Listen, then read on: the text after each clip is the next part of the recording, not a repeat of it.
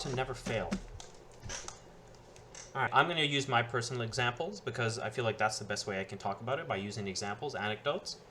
So, for me personally, one of the things I failed at a lot in life was finding a girl, right?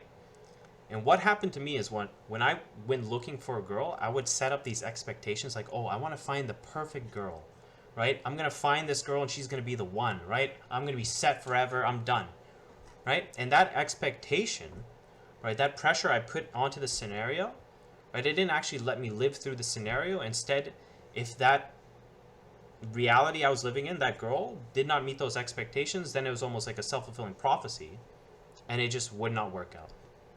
So that's what I'm talking about when you set an expectation, right? And if you don't meet that expectation, you're doomed to fail, right? And then we're going to talk about all the like little caveats there and whatnot. One of the really important ones, right, I touched on it, self-fulfilling prophecy, but another really important one is the mindset that it gives you, right? Because where do we get expectations from, right? They come from our past experiences, right? Let me scroll down here, show you boys. So expectations, right? They come from past experiences, right? So for me personally, where I got this idea of finding or having a girl, right, happily ever after, that came from, family pressures and whatnot, right? So that was ingrained into me, right? And that was the expectation I put on the other person, right? And of course it wasn't met. And when that wasn't met, what happened to myself, what I thought was I failed, right? I failed and I didn't succeed. So that's one of the biggest things that happened to me, is that constant failure over and over again of trying to find somebody, but I could never find somebody.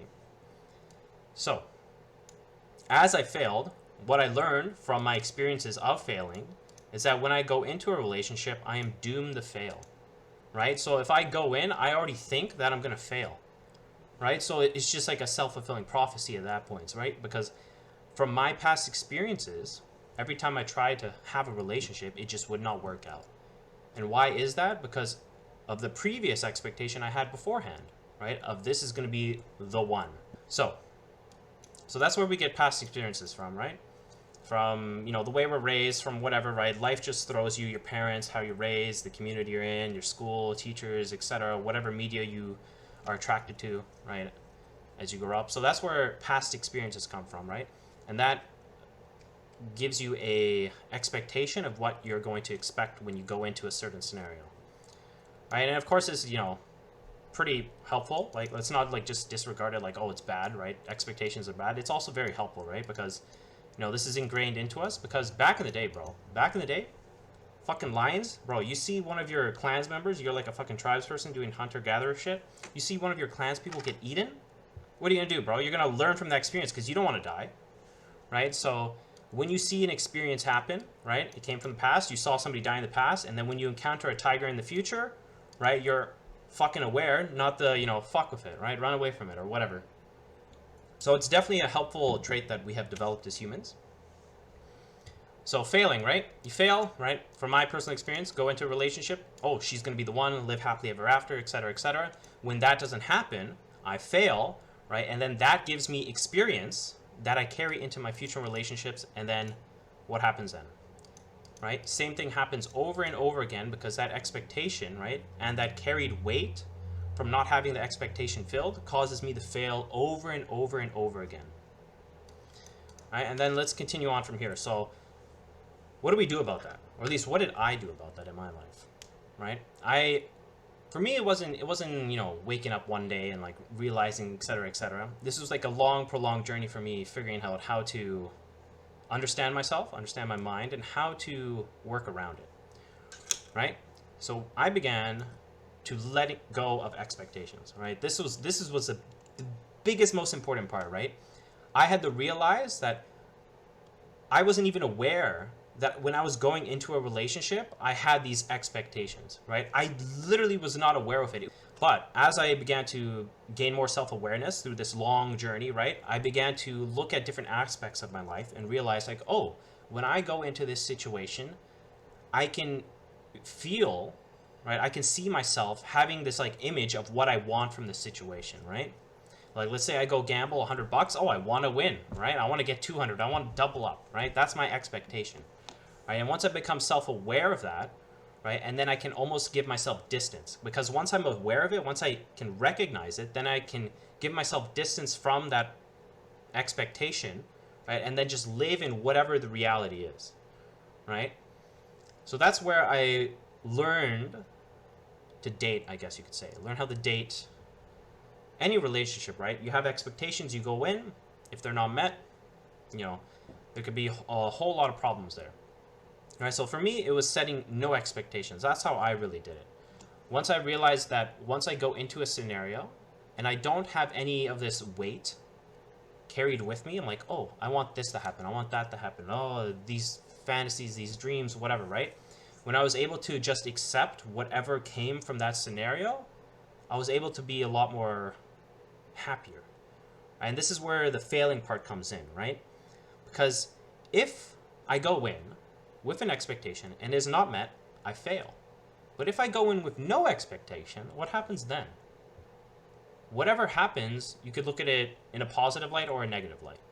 Now, this is like a little bit on a tangent as well, right? If you want to be like a glass half full or glass half empty kind of person, right? That's up to you, right? But for me, I like to look at it as a glass half full, right? Because I feel like that positive perspective has helped me a lot more than the negative perspective, because I've drank from both glasses, one that's half empty and one that's half full. And for me, the water tastes a lot better. The water tastes a lot better when the glass is half full, let me tell you, all right? Shit, let me have a drink. So if we go into a scenario with no expectations, you know, we just kind of have to accept whatever happens. And then you got to work from there, right? Because once you're not failing, right, that's when you're not like digging yourself into a deeper hole, right? Because once you start failing, that's when the real juice starts to happen.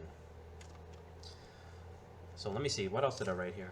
How to never fail by setting expectations. If you set your expectations very low, or in my case, right, I do no expectations, right? But I feel like no expectations, you know, that's not for everybody. For some people, it might be low expectations, right?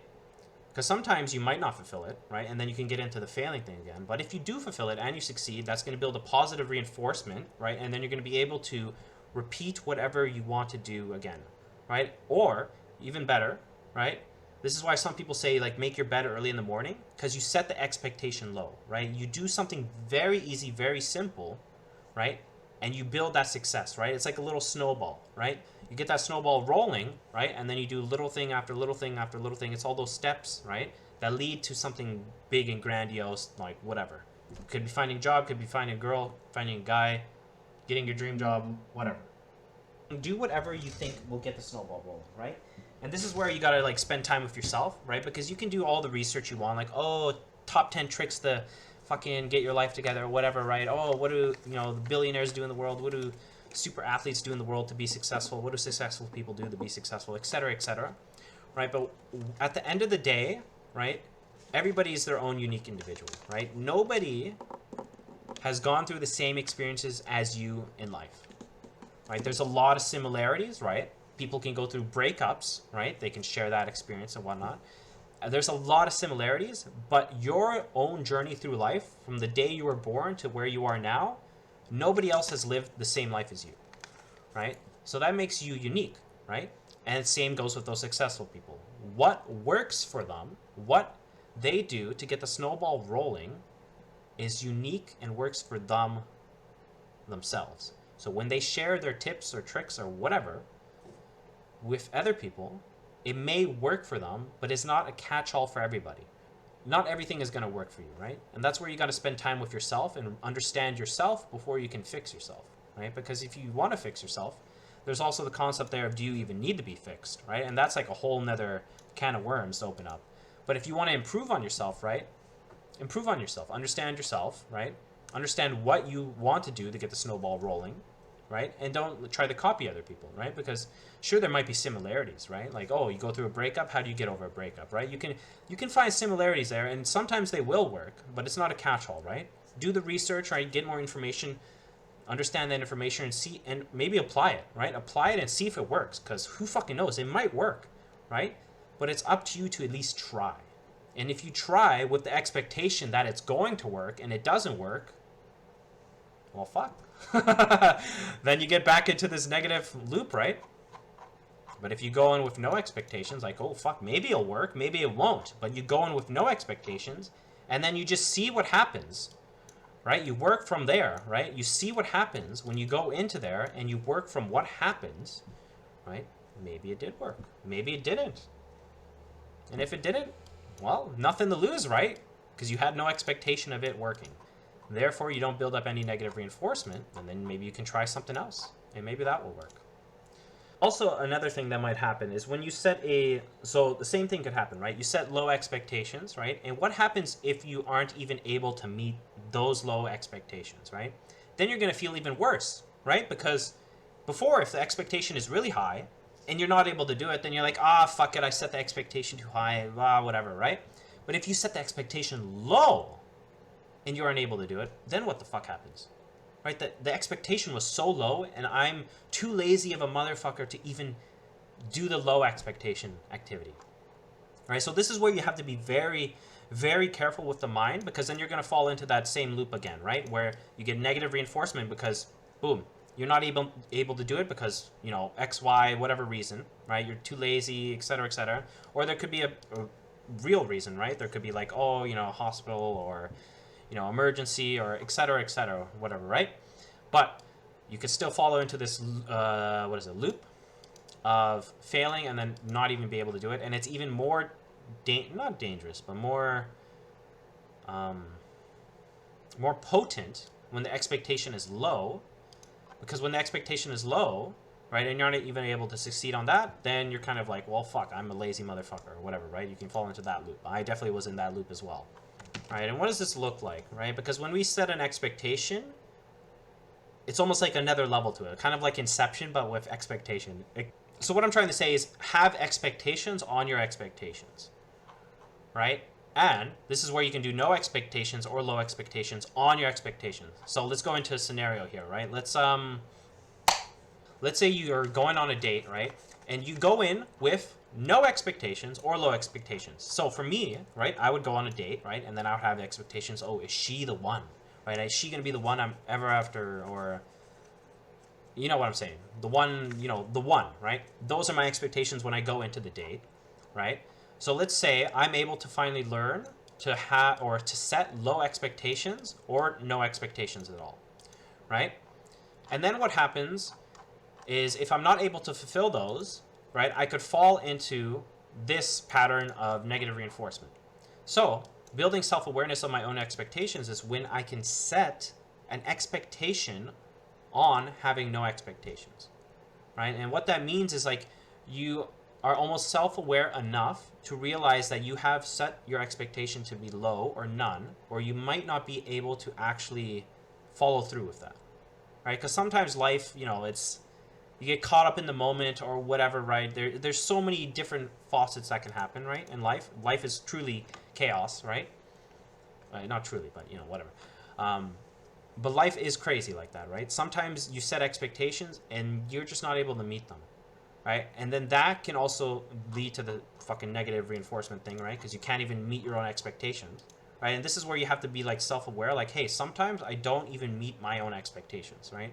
I set low expectations, but I just have it hard, like, it's like wiring in your brain, right? You've been taught to have high expectations your whole life, right? That sometimes even though you're aware that you should set low expectations so you don't fall into this rut, right? You have to also be aware that sometimes like your wiring in your brain pushes you the opposite way, right? So if you have that self-awareness and you're able to realize that sometimes you do that despite knowing that you shouldn't, right? Have compassion for yourself, right? Realize that you're not perfect and you're going to make mistakes. That's what I mean by setting expectations on your expectations. Realize that even though you set a goal, you may not be able to achieve it. And that's okay, right? That's part of the process, right? And that's where you got to have that self-compassion, because that's truly how you grow, right? Because if you start being your worst bully, right? You're your worst enemy, right? You're your biggest bully, right? If you're mentally like fucking yourself, like, oh, why couldn't I do this? Fuck, I'm such a whatever, right? And then you use, for me, it was video games, right? I would use video games to escape my own negative thoughts, right? And then I wouldn't have to deal with them, right? Of course, there's drugs, there's all sorts of things, right, that can help you escape your own mind. For me, what I do now is more meditating. Meditating is a lot more helpful. For me, video games does the same thing though, right? It gives me a distraction from my mind. But as I've become more aware of my own mind, right, I've not had to resort to those kind of distractions that take me away from my mind. Because honestly, being with myself, meditating and being with my mind, I learned how to gain that distance from my mind without having to use an external source.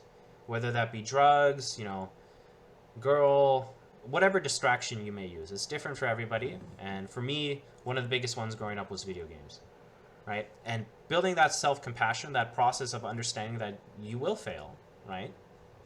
But if you set low expectations, or have no expectations in my case, how can you ever fail if you never have a goal to meet?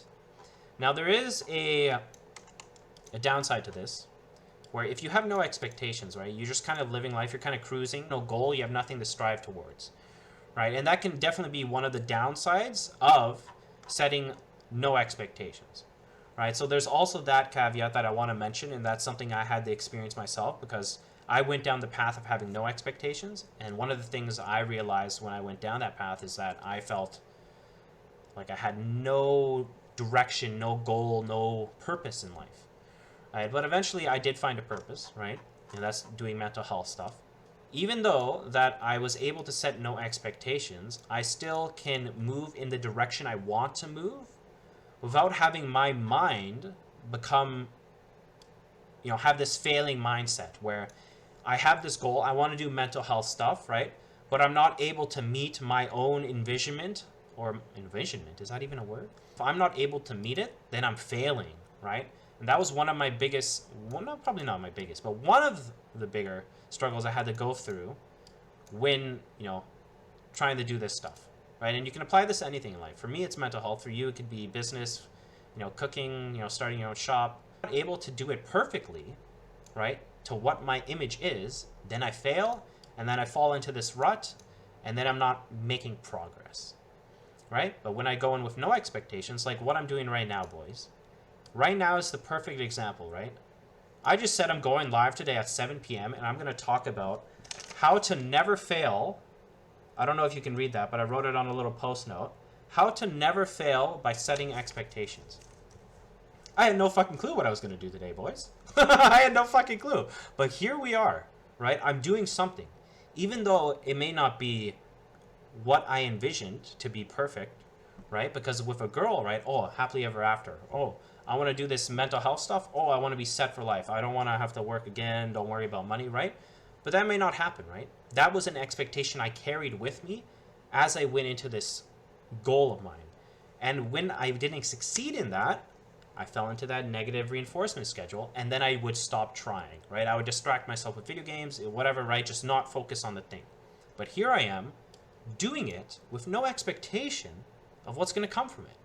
So that's where I'm going to leave it. It also depends on what you mean by meditating, right? Because in the sense I'm talking about, I'm just talking about like having your mind be blank, right? But the way I was able to achieve that is by doing like the traditional, I guess you could say, hippie stuff, where there we go with me setting an expectation, right? From my past experiences, right? But like going into that like trance state, right? Where I just sit there and focus on nothing, right? And that can be very difficult. But for me, it was good, right? Because I needed a break from my mind, right? Because before I would use, drugs, fucking video games, whatever. I had an addictive personality, and I had an addictive personality because I wanted to escape from my mind, right? So instead, I got addicted to meditating, right? And I began to realize, right, as I meditated, right, I got distance. I was able to, it's almost like exercising, right? But with the mind, right? You exercise enough, you build enough strength with your mind or your muscles that eventually you just have like this innate strength with you, right? You can walk around, you can pick up something heavy and you can put it down, right? You work out every now and then, but you just have like a bulky body, right? Same with the mind, right? If you work out the mind enough, right, you're going to build up that muscle in your brain, I guess you could say. You're going to build up that repetition, that skill in your brain, and then it's going to almost become easier to gain distance away from whatever my mind is battling myself with, right? Because before, right, shit happens, I do video games, get away from the problem. That was my solution to my own mind, right? Now that I've meditated, I've done enough mental push-ups that now when I want to take a step away from my mind, I can just do it like that, right? I can just boom, done, right? I'm having negative thoughts. I have enough self-awareness to catch myself and then just let it go, right? And then I can just exist, right? Because I've done so many repetitions of this mental practice of focusing on my breath that I just have that like innate muscle memory in my brain now. So I can just give myself distance away from my own problems I create in my head. Catch you on the flip side. Hey.